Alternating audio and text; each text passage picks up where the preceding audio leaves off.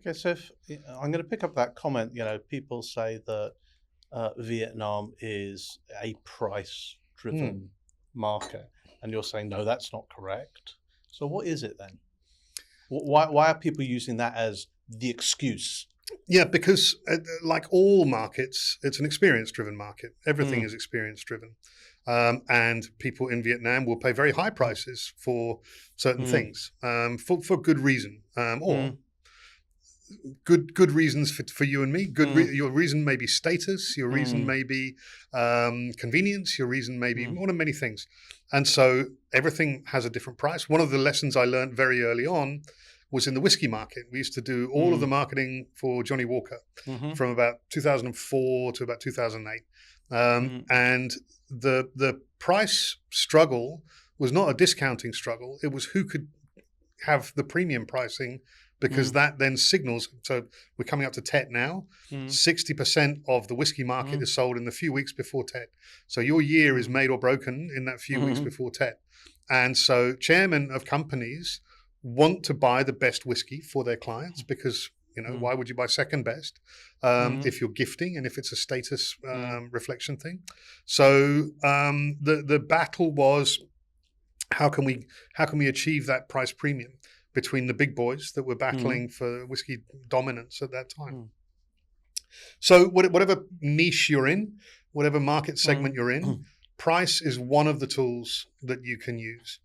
If you focus on that, I'll give you another example of how a mindset around that works. We have a wonderful client, a pair of brothers who built a resort in Nha Trang. It's been very, very successful.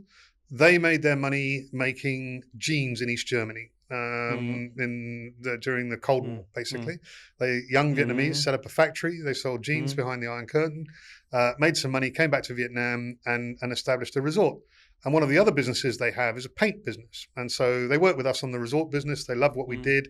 And they introduced us to their paint business. And we went and said to the paint guys, okay, how can we help with the brand? And they said, I don't know. The boss just told us we had to have a meeting with you. And I said, well, tell me about your paint. What's great about your paint? He says, nothing. It's just paint.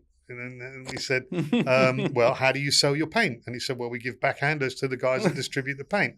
And so that was how they thought. We have another client in medical devices. Same way. They reward sales with cash, which is a zero-sum game, basically, because all you're doing is taking out of your margin, and your margin's the same as everybody else's margin, and you're commoditizing your product.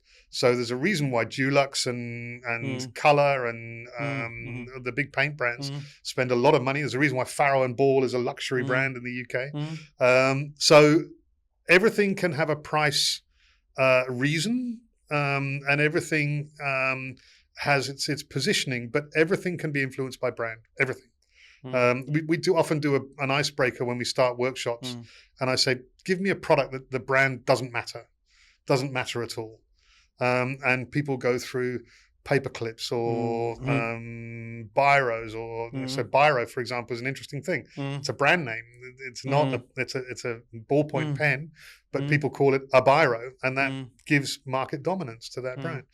So in almost everything in the world, branding matters. So as an example, the medical devices company that we were dealing with, they make the catheters. When you have a blood test, they make the plastic tube that goes into your arm.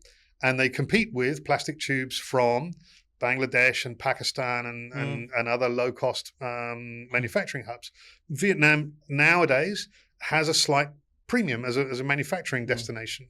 And so the brand of Vietnam, the halo effect of having a Vietnamese catheter, gives them a slight advantage in the market. So it doesn't have its brand written all the way along it like Nike would brand something, but it is important to those buyers of that product what the brand is and what that brand identity and background is.